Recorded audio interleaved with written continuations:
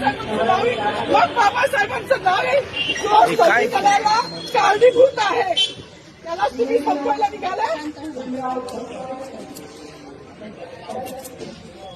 पालकमंत्र्यांची फार मोठी चूक आहे मॅडम, माफी मागणार नाही, पण पालकमंत्र्यांची त्यांची ही चूक पत्रात घ्यावी. नाही आता राहू दे, जसं आहे तसंच राहू दे.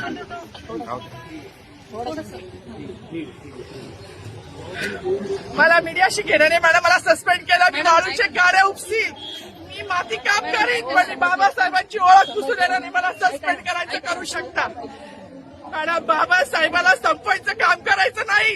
26 जानेवारी 15 ऑगस्ट मध्ये मी नाही मानत, पण लोकशाही मॅडम तुम्ही सुद्धा संविधानामुळे आहात, पालकमंत्री सुद्धा पालकमंत्री संविधानामुळे आहे.